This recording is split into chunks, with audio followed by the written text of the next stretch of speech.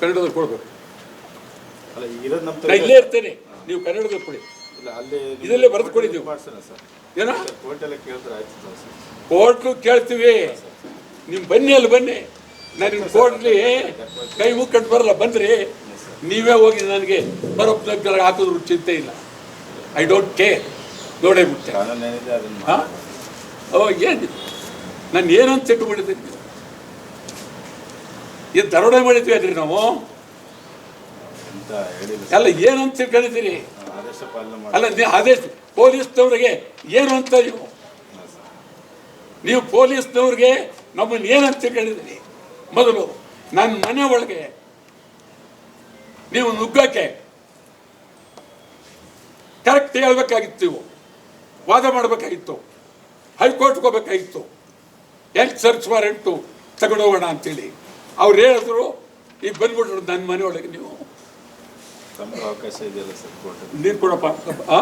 ನಮಗೂ ಅವಕಾಶ ಇದೆ ಕೋರ್ಟಲ್ಲಿ ಮಾತಾಡ್ಲಿಕ್ಕೆ. ಅಲ್ಲ ಕೋರ್ಟ್ಲಿ ನಾವು ಮಾತಾಡ್ತೀನಿ, ಕೋರ್ಟ್ ಮಾತಾಡೋದು ಬಿಡೋದಿಲ್ಲ. ನಿಮ್ಗೆ ಹೇಳ್ತಾ ಇದ್ದೀನಿ, ನೀರು ತಗೋರ. ಸರ್ಚ್ ವಾರೆಂಟ್ ಯಾರ ಮನೆಗೆ? ವಾಟಾಳ್ ನಾಗರಾಜ್ ಮನೆಗೆ. ಯಾಕೆ ಕನ್ನಡ ಸತ್ತ ಮನೆ? ನಿಮಗೆ ಕನ್ನಡ ಮಾಡೋಕ್ಕೆ ಯೋಗ್ಯತೆ ಇಲ್ಲ, ಕನ್ನಡದ ಬಗ್ಗೆ ಗೌರವ ಇಲ್ಲ. ಯಾರಿಗೆ? ಅವನು ಕೊಡೋ ಒಂದು ಗ್ಲಾಸ್ ಒಂದು ಅಡ್ಡೆ ತಗೋಬಾರ.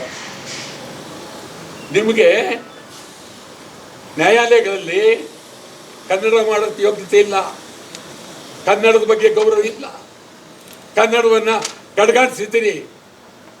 ಸ್ವಾತಂತ್ರ್ಯ ಬಂದು 77 ವರ್ಷ,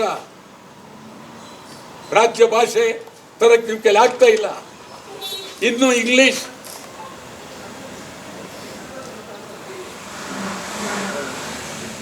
ಅಯ್ಯ ಅವ್ರಿಗೆ ನಾನು ಬರ್ತೀನಿ, ಅವ್ರಿಗೆ ಇವ್ರು ಕರ್ಕೊಂಡೋಗ್ಲಿ.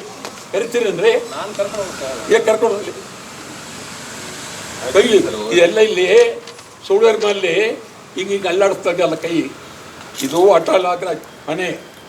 ಈ ರಾಜ್ಯದ 6 ಕೋಟಿ ಕನ್ನಡಿಗರ ಮನೆ ಇದು, ಗೊತ್ತಾಯ್ತಾ? ನೀವು ದೌರ್ಜನ್ಯ ಮಾಡೋಕ್ಕೂ ಆಗಲ್ಲ, ಇದು ಮಾಡೋಕ್ಕೂ ಆಗಲ್ಲ.